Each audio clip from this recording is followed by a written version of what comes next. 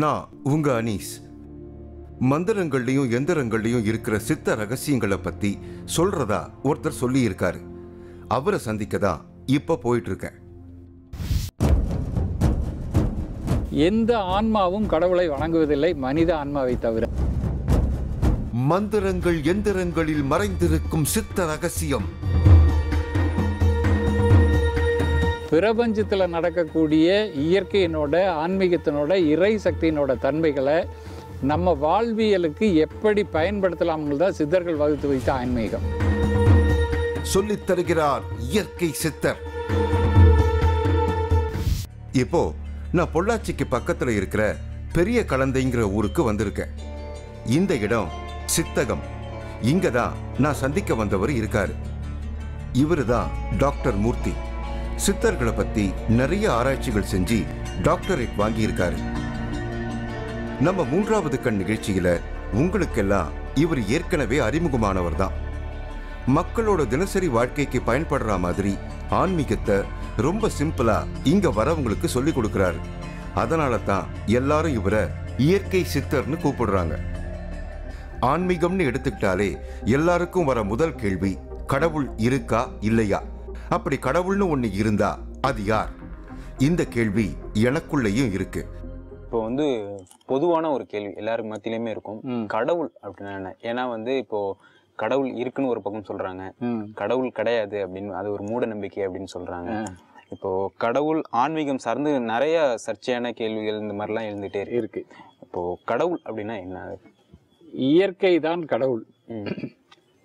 இந்த இயற்கையில நம்ம கண்ணு முன்னாடி என்னவெல்லாம் இருக்குதோ அது இயற்கையாக எடுத்துக்கலாம்.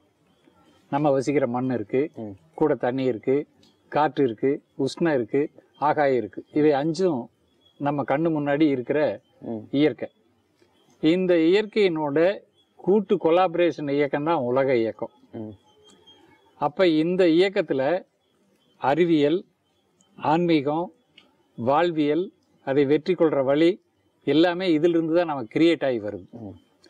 அறிவியல்னால சாதிக்க முடியாத விஷயங்களை ஆன்மீகத்தால சாதிக்கலாம்னு முன்னோர்கள் சொல்லியிருக்காங்க. இப்போ இந்த ஆன்மீகம்ங்கிறது என்னான்னு யாருக்குமே சர்ச்சையா போச்சு. விஞ்ஞானமா மெய்ஞானமானு கேள்வியா போச்சு.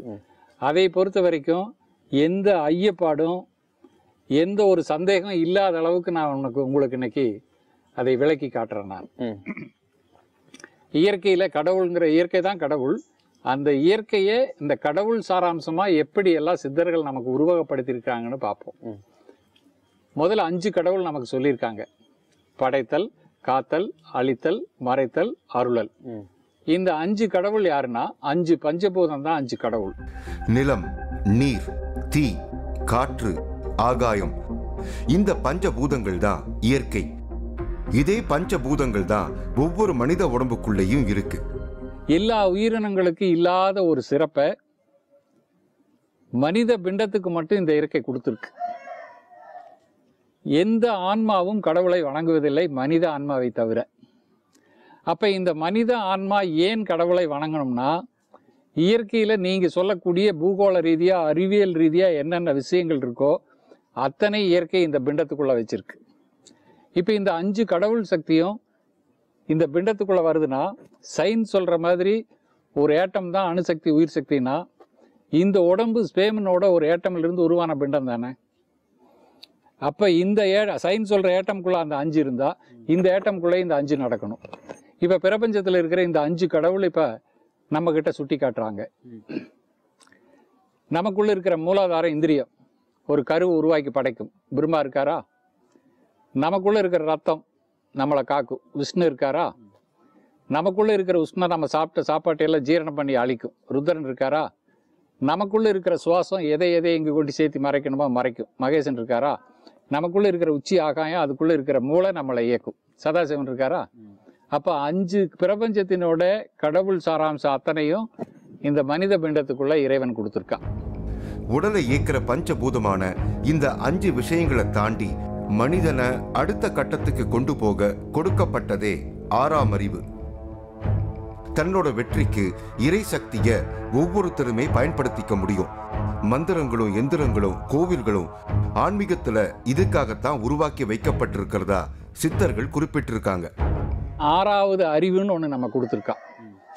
அப்போ இந்த 6வது அறிவை பயன்படுத்தி பிரபஞ்சத்தில் நடக்கக்கூடிய இயற்கையினோட ஆன்மீகத்தினோட இறை சக்தியினோட தன்மைகளை நம்ம வாழ்வியலுக்கு எப்படி பயன்படுத்தலாம்ங்கிறதா சித்தர்கள் வகுத்து வைத்த ஆன்மீகம்.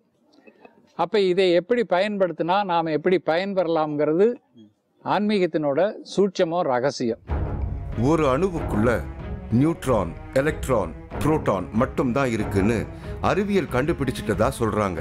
ஆனா அதே அறிவியலால இன்னொரு உயிரை உருவாக்குற ரகசியத்தை மட்டும் இன்னும் ஏன் கண்டுபிடிக்க முடியலன்னு அறிவியலுக்கு சில கேள்விகளை முன்வைக்கிறாரு டாக்டர் மூர்த்தி. அறிவியல் கூற்றுப்படி என்ன கண்டுபிடிச்சிருக்கிறோம்னா, இது ஒரு ஏட்டம் அணுசக்தியில இயங்குதுன்னு சொல்றீங்க.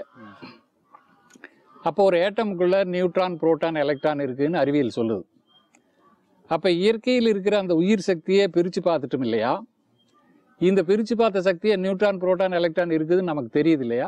அதை மூணையும் ஒன்று சேர்த்து ஒரு உயிர் சக்தியை உருவாக்கலாம் இல்லையா? இது இன்றைக்கு வரைக்கும் நடக்கலை. அப்போ இயற்கையில் இது நடக்குது. இயற்கையில் எப்படி நடக்குதுன்னு இன்றைக்கு வரைக்கும் ஆராய்ஞ்சிட்டு இருக்கிறாங்க, யாருனாலையும் கண்டுபிடிக்க முடியலை. உலகுக்கு முழு முதல் சக்தி சூரியன்னா, இன்றைக்கு அறிவியல் ரீதியாக சூரியனில் ஹைட்ரஜனும் ஹீலியம் சேர்ந்த சக்தி உருவாகி சூரிய சக்தியாக வருதுன்னு சொல்கிறாங்க. அந்த ஹைட்ரஜனும் ஹீலியம் சக்தி உருவாகி அங்கே சூரிய ஒளியை கொடுத்துட்டு திரும்ப அங்கே எப்படி ஹைட்ரஜன் ஹீலியம் உருவாகுதுன்னு கேட்டால் இது யாருக்கும் அது பெரிய மாசுன்னு மட்டும்தான் சொல்ல தெரியுது. உண்மையான விடை சொல்ல தெரியல. பிரச்சனையோடு இருக்கிற மனிதர்களுக்கு தீர்வை தரதுக்காக உருவாக்கப்பட்டது தான் கோயில்களும் மந்திரங்களும் எந்திரங்களும். ஆனா அந்த காரணங்களை எல்லாம் சிலர் மறைச்சிட்டு இதை வச்சு பணம் பண்ண தொடங்கிட்டதுனால தான் இதெல்லாம் இன்னைக்கு மூட நம்பிக்கைன்னு நினைக்கும்படியா மாறிடுச்சு. மந்திரங்களில் பயன்படுத்தப்படுற ஒவ்வொரு எழுத்துக்கும் ஒரு குறிப்பிட்ட வைப்ரேஷன் இருக்கு. அப்படி பஞ்சபூதங்களோட வைப்ரேஷனை ஏற்படுத்தக்கூடிய எழுத்துக்களை வச்சுதான் மந்திரங்கள் உருவாக்கப்பட்டிருக்கு. இதுல மொழிகள் தோற்றம் இந்த 5 சாராம்சமா வச்சு தான் உருவாக்கியிருக்காங்க. இப்ப நம்ம பரிமாறிக்கிற மொழிகளுக்கு உயிரெழுத்துக்கள் வவல்ஸ் உண்டு, AEIOU. இதே தமிழ்ல திருவள்ளுவர் சொன்ன மாதிரி அகர முதல எழுத்தெல்லாம் ஆதி பகவான் முதற்றே உலகு. மண்ணு அகரம், தண்ணி ஈகரம், தீ உகரம், காற்று எகரம், ஆகாயம் ஓகரம். அப்போ அதே மாரி நம்ம பரிமாறிக்கிற கடவுள் வாழ்த்துக்கள் என்னன்னா, நமசிவாயவோ சிவாய நமன்னு தான் கும்பிடுவீங்க. மண்ணு பிரம்மாவை நா, தண்ணி விஷ்ணு மா, தீ ருத்ரன் சி, காற்று மகேசன் வா, ஆகாயம் சதாசிவன் யா. இதுதான் நமசிவாயா. அப்போ அந்த நமசிவாயாங்கிற மந்திரம் இப்படி தான் தோன்றுது, உயிரெழுத்துக்கள் இப்படி தான் தோன்றுது. நமக்கு ஏற்படுற பாதிப்புகளை அறிவியல் ரீதியா பார்த்து நமக்கு நாமே சரி செஞ்சிக்க முடியுங்கிறது தான் சித்தர்கள் சொல்லித்தர அறிவியல். இப்படி ஒரு விளக்கத்தை சொல்றப்பவே மனசுக்குள்ள ஏற்படுற இன்னொரு சந்தேகத்தை தவிர்க்க முடியாது. மேலை நாடுகள்ல இப்படி எந்தவித சடங்கு சம்பிரதாயம் எதுவுமே இல்லை. ஆனா இங்கதான் இப்படி மூட நம்பிக்கைகளை நாம கடைபிடிக்கிறோன்னு படிச்சவங்களால ஒரு குற்றச்சாட்டு வைக்கப்படுது. இதுக்கும் ஒரு லாஜிக்கல் எக்ஸ்பிளனேஷன் கொடுக்கிறாரு டாக்டர் மூர்த்தி. பூமி உருண்டை 23.5 டிகிரி தன் அச்சில் சாஞ்சு சுத்துது. அப்போ பிளானட்ஸினோட வைப்ரேஷன் பூமியினோட மேற்பகுதியில் அப்படியே அப்சர்வ் ஆகும். அப்போ மேலை நாடுகளில் இதை பற்றின சிந்தனை இல்லை. பூமத்திய ரேகைக்கு கீழே இருக்கிற நாடுகளில் தான் ஆன்மீகம், கோயில், திருவிழா, மந்திரம், தொந்தரம் எல்லாம் பண்ணுறோம். ஏன்னா பூமத்திய ரேகைக்கு கீழே இருக்கிற நாடுகளில் பிளானட்ஸினோட வைப்ரேஷன் பூமியினோட மேற்பகுதியில் பட்டு ஒளிச்சிதறல் ஏற்பட்டு கீழே வரும்போது குறைஞ்சி போயிடும். அப்போ அந்த குறைஞ்ச சக்தியை திரும்ப ரிசீவ் பண்ணி காற்று மண்டலத்துக்கு கொடுக்கறதா கோயிலினுடைய வேலை. அப்போ இதில் சூரியனோட சக்தியை கன்வெர்ட் பண்ணலான்னா சிவனுக்கு ஸ்தல விருட்சமாக வில்வ மரத்தை வச்சுருக்காங்க. அப்போ அன்னைக்கே சூரிய சக்தியை ரிசீவ் பண்ணி டெலிகாஸ்ட் பண்ணக்கூடிய சக்தி வில்வ மரத்துக்கு இருக்குன்னு கண்டறிஞ்சு தான் அந்த கடவுளுக்கு அதை ஸ்தல விருட்சமாக வச்சுருக்காங்க. அதேமாரி அம்பாளுக்கு வேப்ப மரம், முருகனுக்கு சந்தன மரம், புதனுக்கு விஷ்ணு மரம், அத்தி மரம், இப்படி ஆலமரம் ஒன்று எந்தெந்த மரங்கள் இருக்குதுன்னு கண்டறிஞ்சு தான் அந்த 9 கிரகத்துக்கு உண்டான கோயில் கட்டி அந்த 9 கிரகத்துக்கு உண்டான கோயில்கள்லேயே அந்தந்த மரங்களை ஸ்தல விருட்சமாக வச்சுருக்காங்க. அது ரிசீவர், ஆண்டனா, பூஸ்ட்டு நீங்கள் எப்படி வேணாலும் வச்சுக்கோங்க இன்னைக்கு. அப்படி சொன்னால் தானே உங்களுக்கு தெரியும். அதை சொன்னால் தெரியாது இல்லையா? மற்ற கிரகங்களோட சக்தியை எப்படி மக்கள் வாழ்வியலுக்கு பயன்படுற மாதிரி செய்கிறோம்னு யோசித்து சூரியனிலிருந்து என்ன வைப்ரேஷன் வருதோ அதை கண்டறிஞ்சு அதைத்தான் சிவன் கோயிலாக கன்வெர்ட் பண்ணியிருக்காங்க. சந்திரனிலிருந்து என்ன வைப்ரேஷன் வருதுன்னு தெரிஞ்சு அதை அம்பாள் கோயிலாக கன்வெர்ட் பண்ணுறாங்க.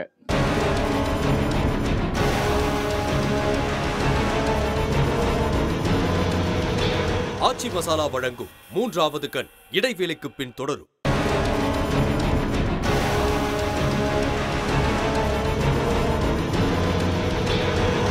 ஆச்சி மசாலா வழங்கும் மூன்றாவது கண் தொடர்கிறது. நான் இன்னைக்கு பொள்ளாச்சிக்கு பக்கத்துல இருக்கிற பெரிய கலந்தை கிராமத்துல இருக்கேன்.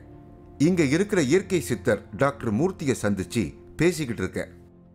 அப்போ கோவில், சிலைகள், அதுக்குண்டான வரலாறு, அது எதனால உருவாக்குனாங்க, இப்படி எல்லா விஷயமே நீங்க ரிசர்ச் பண்ணி அறிவியலாகவும் ஆதாரபூர்வமாகவும் சொல்றீங்க. அதை நீங்க ரிசர்ச் பண்ணதும் வந்து சித்தர்கள் அடிப்படையா வச்சு பண்றீங்க. அப்போ சித்தர்கள்ன்றவங்க யாரு? இப்ப சித்தர்கள் யாருன்னு கேட்டீங்கன்னா, அவங்க வரலாறு எடுத்து பார்க்கும்போது சிவனும் பார்வதியும் சேர்ந்து படைப்பினோட சிருஷ்டிப்பின் ரகசியத்தை நந்தீசருக்கு சொன்னதான் முதல்ல சரித்திரம் தோன்றுது. இப்ப நந்தீசர் வந்து திருமூலருக்கு சொன்னதா வருது. திருமூலர் வந்து அகஸ்தியர், போகர், இப்படி சிசிய பரம்பரையில ஒவ்வொருத்தரா வந்து வந்து வந்து வந்து இந்த முதன்மை சித்தர்கள் அந்த 18 பேர். அப்ப அதுக்கு பின்னாடி ஆயிரக்கணக்கான சித்தர்கள் தோன்றி இருக்கிறாங்க, வாழ்ந்துருக்கிறாங்க, இன்னும் வாழ்ந்துட்டும் இருக்கிறாங்க. நிறைய சித்தர்கள் இருக்கிறாங்க. அந்த சித்தர்கள் எல்லாம் என்ன பண்ணான்னு கேட்டீங்கன்னா, மக்கள் வாழ்வியலுக்கு பின்னால பயன்படுத்துங்கிறதுக்காக அதைய ஓலைச்சுவடிகளா எழுதி வச்சாங்க. இப்ப இருக்கிற சித்தர்கள் என்னன்னா, அந்த பரமானந்த நிலை அடைஞ்சிட்டு தானு மட்டும் ஆனந்தமா இருந்தா போதுன்னு யாருக்கும் ஒன்றும் சொல்றது இல்லை. இதான் அன்றைய சித்தர்களுக்கு இன்றைய சித்தர்களுக்கு உள்ள காலகட்ட வித்தியாசம். இன்னைக்கு நாம நினைச்ச இடத்துல எல்லாம் கோயில் கட்டுறோம். ஆனா பழமையான கோயில்கள் எல்லாமே ஏதாவது ஒரு கிரகத்தோட தொடர்பு படுத்தி தான் கட்டப்பட்டிருக்கும். அப்படி ஒவ்வொரு சாமிக்குமான கோவில்கள் எந்த கிரகத்தோட தொடர்புடையதுன்னு டாக்டர் மூர்த்தி விவரிச்சதை கேட்டதும், இதுக்குள்ள பூடகமா இவ்வளவு விஷயங்களை சித்தர்கள் சொல்லி வச்சிருக்காங்களான்னு எனக்கு பிரமிப்பா இருந்தது. 5 பஞ்சபூதத்துக்கு அடுத்தபடியா இருக்கிறது 9 கிரகம். இந்த 9 கிரகம் சோலார் சிஸ்டத்துல அந்தரத்துல தன்னிச்சையா சுத்தி 360 டிகிரி சுற்றுவட்ட பாதையில சுத்திட்டு இருக்கு. இதனோட வைப்ரேஷன் வந்து சூரியனை மையமா வச்சு மற்ற கிரகங்கள் சுத்துது. அப்ப அதை சூரிய குடும்பம்னு நாம அழைக்கிறோம். அப்ப சூரிய குடும்பத்துல என்ன இருக்கு? சந்திரன், செவ்வாய், புதன், குரு, சுக்கிரன், சனி, ராகு, கேது, இந்த 9 கிரகங்கள் தான் சூரிய குடும்பத்தை சுத்தி இருக்குது. அப்ப பூமி அதுலயே ஒரு கோள். இப்ப இந்த 5 பஞ்சபூதத்தினோட சக்தி காற்று மண்டலத்தில் அதனோட ரேசியோவில் வர்ற மாதிரி 9 கிரகங்களோட சக்தி அதனோட ரேசியோவில் வருது. அப்போ 5 பஞ்சபூதம் 9 கிரகம், அதுக்கு அடுத்தபடி 27 நட்சத்திரம். இந்த 27 நட்சத்திரமும் எல்லாம் சேர்ந்து சூரியன்கிட்ட இருந்து சக்தியை பெற்று அதன் சக்தியை டிரைவ் அவுட் பண்ணி இந்த காற்று மண்டலத்துக்கு உயிர் சக்தியாக கொடுத்துட்டு இருக்கு. அப்போ இந்த உயிர் சக்தி தான் முன்னோர்கள் வந்து இந்த காற்று மண்டலத்தில் இப்படி தான் டைவர்ட் ஆகி வருதுன்னு கண்டறிஞ்சு மற்ற கிரகங்களோட சக்தியை எப்படி மக்கள் வாழ்வியலுக்கு பயன்படுற மாதிரி செய்யறோம்னு யோசிச்சு சூரியன்ல இருந்து என்ன வைப்ரேஷன் வருதோ அதை கண்டறிஞ்சு அதைத்தான் சிவன் கோயிலாக கன்வெர்ட் பண்ணியிருக்காங்க. சந்திரன்ல இருந்து என்ன வைப்ரேஷன் வருதுன்னு தெரிஞ்சு அதை அம்பாள் கோயிலாக கன்வெர்ட் பண்ணுறாங்க. செவ்வாய் கிரகத்திலிருந்து என்ன வைப்ரேஷன் வருதுன்னு தெரிஞ்சு அதை முருகன் கோவில். புதன் கிரகத்திலிருந்து என்ன வைப்ரேஷன் தெரிஞ்சு அது விஷ்ணு கோவில். குரு கிரகத்திலிருந்து வர்ற வைப்ரேஷன் தட்சிணாமூர்த்தி கோயில். சுக்கிரன் கிரகத்திலிருந்து வர்ற வைப்ரேஷன் இந்திரன் கோயில்.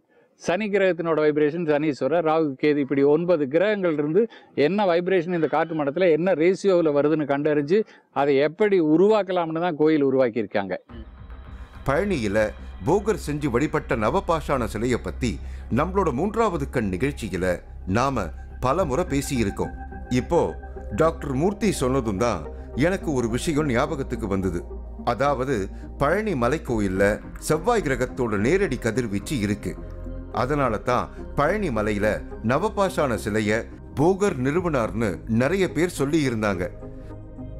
செவ்வாய் கிரகத்தோட சக்தி கிடைக்காம பாதிக்கப்படுறவங்களுக்கு அந்த கிரகத்தோட கடவுளான முருகரை வழிபடுறது தான் தீர்வா சொல்லப்படுது. அதனால தான் செவ்வாய் கிரகத்தோட கதிர்வீச்சு நேரடியா படுற இடமான பழனி மலைய போகர் தன்னோட நவபாஷான சிலையை வைக்க தேர்வு செஞ்சிருக்கிறதா சொல்லப்படுது. போகர் ஏன் பழனி மலையை தேர்வு செஞ்சாருன்னு இப்பதான் எனக்கு புரிஞ்சுது. மந்திரங்கள், எந்திரங்கள், கோயில், இப்படி எல்லாத்துக்கு பின்னாலையும் ஒரு அறிவியல் இருக்கு. அதை புரிஞ்சுக்கிட்டு நாம அணுகுனா நம்மோட எல்லா வேலையிலையும் வெற்றி அடைய முடியும்னு சித்தர்கள் குறிப்பிடுறதா டாக்டர் மூர்த்தி சொல்றாரு. பிரச்சனையோட வரவங்களுக்கு சில ஜோதிடர்களும் மந்திரவாதிகளும் தகட்ல சில வடிவங்களை வரைஞ்சி எந்திரம்னு கொடுக்கறத நான் நிறைய இடங்கள்ல பார்த்துருக்கேன். இப்படி வரையப்படுற வடிவங்களுக்கு இதுவரைக்கும் யாரும் நமக்கு புரியுற மாதிரி விளக்கம் சொன்னதில்லை. ஆனா இவரு இந்த எந்திரங்கள்ல வரைகிற சதுரம், வட்டம், முக்கோணம் இப்படி எல்லாத்தையும் பஞ்சபூதங்களோட தொடர்பு படுத்துறாரு. நிலம், நீர், தீ, காற்று, ஆகாயம் இந்த ஒவ்வொன்றுக்கும் ஒரு வடிவம் இருக்கு. அந்த வடிவத்தை வரைஞ்சி மந்திரங்கள் உச்சாடனம் செஞ்சு அந்த சக்தியை எந்திரத்தின் மூலமா உருவாக்க முடியும்னு டாக்டர் மூர்த்தி சொல்றத கேட்க பிரமிப்பா இருந்தது. இப்போ இந்த பஞ்சபூதத்துக்கு உண்டான கோயில்களை 9 கிரகங்களுக்கு உண்டான கோயிலை அறிவியல் ரீதியாக எப்படி உருவாக்கலாம்னு இன்னைக்கு பார்க்கலாம்.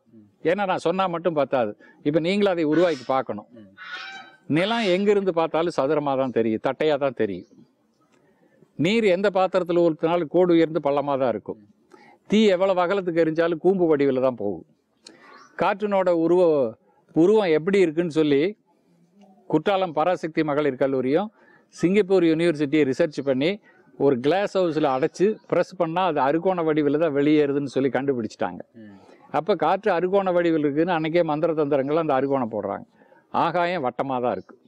அப்போ இதைத்தான் இப்போ நாம் இருக்கிற மந்திர தந்திரங்கள்லாம் அந்த சக்தி உருவாக்குறதுக்கு பயன்படுத்துகிறோம். இப்போ ஒன்றும் வேண்டாம், மண்ணினோட சக்தியை உருவாக்கலாம். தங்கத்தில் தட்டையாக ஒரு தகுடு எடுத்துக்குங்க, அதே 5 பாகமாக வரைஞ்சிங்கன்னா மூளைக்கு மூளை இப்படி ஒரு கோடு போட்டிங்கன்னா அது 5 பாகம் ஆகிடும். நடுவே ஆகாயத்தை வைங்க. மண்ணுக்கு உண்டான பீஜ எழுத்து நா உள்ளே போடுங்க. உயிர் எழுத்து ஆ, அது ஒரு மூலையில் போடுங்க. பிரணவ மந்திரம் ஓம், அது ஒரு மூலையில் போடுங்க. பீஜ மந்திரம் ஐயும், அதை ஒரு மூலையில் போடுங்க. சூட்சம லம். இப்படி எழுதும்போது மண்ணிலிருந்து என்ன வைப்ரேஷன் காற்று மண்டலத்துக்கு உயிர் சக்தியாக வருதோ அது இதிலிருந்து வைப்ரேட் ஆகும். நீங்கள் இது மாதிரி வரைஞ்சி இன்னைக்கு வைப்ரேஷன் அளக்கிற கருவி இருக்குது, நீங்கள் அளந்து பார்த்துக்குங்க. இதெல்லாம் பொய்யும் கிடையாது, மூட நம்பிக்கையும் கிடையாது. தவம் செய்கிறவங்க பலவிதமான முத்திரைகளை பயன்படுத்துறத பார்த்துருக்கோம். பஞ்சபூதத்துல எந்த சக்தியை பயன்படுத்த விரும்புகிறோமோ அதுக்கு ஏற்ற விரல்களை பயன்படுத்தினா நம்ம உடம்புக்குள்ள அந்த குறிப்பிட்ட பஞ்சபூதத்தோட சக்தி உருவாகும்னு அதுக்கான காரணம் சொல்லப்படுது. யோக கலாச்சாரத்துல இப்படி பலவிதமான முத்திரைகள் இருக்கு. ஆனா அதுக்கு பின்னால இப்படி ஒரு சூட்சும ரகசியம் இருக்குங்கிறது எனக்கு டாக்டர் மூர்த்தி சொன்னதுக்கு அப்புறம் தான் தெரிஞ்சுது. பிளட் சர்க்குலேஷன் உள்ளாங்கால் இருந்து உச்சாந்தால வரைக்கும் போயிட்டு இருக்கு. இங்கே 5 இங்கே 5 எல்லாமே 5 தான் இறைவன் படைக்கிறான். அப்போ கையிலே 5 தான் இருக்கு. இது மண், இது தண்ணி, இது தீ, இது காற்று, இது ஆகாயம். அப்போ தவம் பண்ணுறவங்கெல்லாம் இப்படி பண்ணுறதான் பார்த்துருக்கீங்க. ஏன் இப்படி பண்ணுறாங்கன்னு இதனோட சூட்சம் என்னன்னா, இது மண், இது தண்ணி, இது ரெண்டையும் சேர்த்து ப்ரெஸ் பண்ணிட்டீங்கன்னா இதில் பிளட் சர்க்குலேஷன் ஒரு நிமிஷம் லாக் ஆகுமா ஆகாதா? அப்போ லாக் ஆன நேரத்தில் ஓம் ஐயும் கிளியும்னு உச்சரிச்சிங்கன்னா இதனோட வைப்ரேஷன் டைரெக்டாக மூலாதாரமும் கணையங்கல்லீரல இணையும். அப்போ நிலமும் நீர் இணைஞ்சு காற்று மண்டலத்துக்கு என்ன உயிர் சக்தி கொடுக்குதோ அந்த உயிர் சக்தி பாடியில் கிரியேட் ஆகும். இதைத்தான் சயின்ஸில் தேஜஸ், ஓஜஸ், இஎஸ்பி பவர்னெல்லாம் சொல்லுவாங்க. இந்த ஸ்டேஜில் இருந்து நீங்கள் கெட்டது பண்ணணும்னா நிலமும் தீயும், நிலமும் காற்று, நிலமும் ஆகாயம், இந்த முத்திரைகள் இப்படி தான் உருவாக்கப்பட்டது. அப்போ இந்த முத்திரைகளை பயன்படுத்தி இந்த மூச்சு காற்றை வச்சு இந்த மந்திரங்களை பயன்படுத்தாதான் மனம் செம்மையடையும். மனம் செம்மை அடைஞ்சாதான் தெளிவு பெறுவோம். தெளிவு பெற்றாதான் நம்ம செய்யக்கூடிய செயல்கள் உறுதி பெறும். உறுதி பெற்றாதான் வெற்றி பெறுவோம். இதுதான் ஆன்மீகத்தில் இருக்கிற முதல் படி. பாத்திரம் அறிஞ்சு பிச்சையிடன்னு பெரியவி சொல்லியிருக்காங்க இல்லையா? அப்போ இந்த பாத்திரம் கர்மாங்கிற விதிலிருந்து விலகிருச்சுன்னா இறைவன் பிச்சையிடுறதுக்கு தயாரானது மாதிரி ஆயிடுவான். அப்போ இறை சக்தி, இறை காட்சி, இறை நன்மைகள் எல்லாமே நமக்கு தோன்றும்.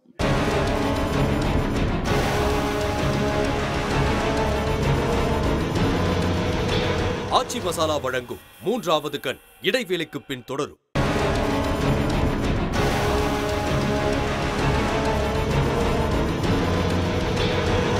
ஆச்சி மசாலா வழங்கும் 3வது கண் தொடர்கிறது. பொள்ளாச்சிக்கு பக்கத்துல இருக்கிற ஊர் பெரிய கலந்தை. இங்க இருக்கிற இயற்கை சித்தர் டாக்டர் மூர்த்தியை தான் இன்னைக்கு நான் சந்திச்சு பேசிக்கிட்டு இருக்கேன். இறை வழிபாட்டுக்கு பின்னால இருக்கிற பல சித்த ரகசியங்களை எனக்கு விளக்குனாரு. இதெல்லாம் உண்மைதானான்னு டெஸ்ட் பண்ண இன்னொரு விஷயத்தையும் எனக்கு சொல்லி கொடுத்தாரு. எல்லா விதிப்படிதான் நடக்கும்னு மனுஷன் சோர்ந்து போகக்கூடாதுங்கிறது தான் சித்தர்களோட எதிர்பார்ப்பு. எல்லாருக்கும் அவங்களோட கர்ம வினைப்படிதான் வாழ்க்கை நடக்கும்னு சொல்லப்பட்டிருக்கு. ஆனா அந்த கர்மாவை விதிப்பயனை மாத்தவும் சித்தர்கள் நிறைய டெக்னிக் சொல்லி கொடுத்துட்டு போயிருக்காங்க. அதுல ஒரு சிம்பிளான டெக்னிக் ஜோதி வழிபாடு. எள்ளெண்ணெயிலிருந்து வரக்கூடிய ஜோதியினோட வைப்ரேஷன் வந்து காற்று மண்டலத்தில் இருக்கிற தீய சக்தியை அழிக்குதுன்னா இழுப்பெண்ணெய்னு ஒரு எண்ணெய் இருக்கு. அந்த எண்ணெயிலிருந்து வர்ற வைப்ரேஷன் இந்த காற்று மண்டலத்துக்கு அந்த பரபிரமங்கிற இறை சக்திங்கிற ஒன்றை ரிசீவ் பண்ணி தரும். நெய்யிலிருந்து வர்ற ஜோதியினோட வைப்ரேஷன் இந்த காற்று மண்டலத்துக்கு ஆக்சிஜனை தரும். இப்போ இந்த 3 எண்ணெய் கலந்து தீபம் போட்டீங்கன்னா சுத்தமான காற்று இருக்கும், இறை சக்தி நிறைந்த காற்று இருக்கும், ஆக்சிஜன் நிறைந்த காற்று இருக்கும். இப்படித்தான் அந்த காலத்து வழிபாடு இருந்துச்சு. காலப்போக்கில் இது ரெண்டையும் அவுத்துட்டு போட்டு வெறும் எள்ளெண்ணெய் மட்டும் ஊற்றி ஜோதை போடுறக்க ஆரம்பிச்சிட்டாங்க. சில கோயில்கள் இப்போ பார்த்தீங்கன்னா சூடம் ஏற்றக்கூடாதுன்னு போட்டிருக்கீங்க. சூடம் வந்து அது கெமிக்கல், நல்லெண்ணெய் தீபம் தான் அது நல்லது. அப்போ அந்த ஜோதியினோட வேண்டுதல் நாம் எங்கிருந்து டெலிகாஸ்ட் பண்ணுறோம்? ஆண்டவா எனக்கு இந்த வேலையை வாங்கி கொடு, ஆண்டவா எனக்கு இந்த கல்யாணத்தை முடிச்சு கொடு, ஆண்டவா என்ற குடும்பத்தை இப்படி காப்பாற்றுனாலாம் அந்த ஜோதியை பார்த்து வேண்டுதல் சொல்கிறோம்னா அந்த சுத்தமான ஏரில் இருக்கிற ஜோதியினோட வைப்ரேஷன் என்ன பண்ணும்னா பூமி எல்லா பொருளையுமே தன்னை நோக்கி ஈர்க்கும். இந்த ஜோதியை மட்டும் அது ஈர்க்காது. அப்போ இந்த ஜோதியினோட வைப்ரேஷன் காற்று மண்டலத்தில் கலந்து போயிட்டே இருக்கு. அப்போ நம்மளோட மனசினோட வைப்ரேஷனும் அதில் கலந்து இந்த காற்று மண்டலத்துக்கு போய் தக்க இலக்கு அடைஞ்சு தக்க சந்தர்ப்பங்களை, தக்க சூழ்நிலைகளை, தக்க நேரங்காலங்களை உருவாக்கி தரும். இதுதான் ஜோதி வழிபாட்டினோட ரகசியம். விரல்களில் குறிப்பிட்ட ஒரு முத்திரையோட பத்மாசனத்தில் உட்கார்ந்து ஒரு மந்திர உச்சாரணத்தை செஞ்சா நமக்கு இருக்கிற தோஷங்கள் கழியும். அடுத்து சில அதிசயமான பலன்களை உணர முடியும்னு சொல்றாரு டாக்டர் மூர்த்தி. அப்ப இந்த தவம் பண்ண பண்ண நமக்குள்ள அந்த தேஜஸ்ங்கிற ஆன்மீகங்கிற ஜீவசக்திங்கிற ஓஜஸ்ங்கிற ஒரு பவர் கூட கூட இந்த பிளட்ல இருக்கிற கிரக ரீதியா இருக்கிற தோஷங்கள் எல்லாம் விலகும். அப்ப இந்த தோஷங்கள் விலகியாச்சுன்னா இந்த ரத்த சுத்தி ஆகும். ரத்த சுத்தி ஆச்சுன்னு சொல்லி சொன்னா விதிப்படி, ஊழ்வினைப்படி, கர்ம வினைப்படி இருந்த தோஷங்கள் கழிஞ்சுது. அப்ப பாத்திரம் மறிஞ்சு பிச்சையிடன்னு பெரியவி சொல்லியிருக்காங்க இல்லையா? அப்ப இந்த பாத்திரம் கர்மாங்கிற விதிலிருந்து விலகிருச்சுன்னா இறைவன் பிச்சையிடுறதுக்கு தயாரானது மாதிரி ஆயிடுவான். அப்ப இறை சக்தி, இறை காட்சி, இறை நன்மைகள் எல்லாமே நமக்கு தோன்றும். இவர் சொல்லி கொடுத்ததையெல்லாம் நான் செஞ்சு பார்க்க போறேன். எனக்குள்ள என்ன மாற்றம் நடக்குதுன்னு கவனிக்க போறேன். அதுக்கப்புறமா இதுல இருக்கக்கூடிய அடுத்தடுத்த கட்டத்துக்கு போகலான்னு யோசிச்சு வச்சிருக்கேன். ஏன் நானே கூட ஆன்மீகத்துல ஒரு பெரிய ஆளா வர இந்த டெக்னிக் எனக்கு ஒரு முதல் படியா கூட இருக்கலாம். வேற ஒரு சுவாரஸ்யமான அனுபவத்தோட மறுபடியும் உங்களை சந்திக்கிறேன். அதுவரை உங்களிடமிருந்து விடைபெறுகிறேன்.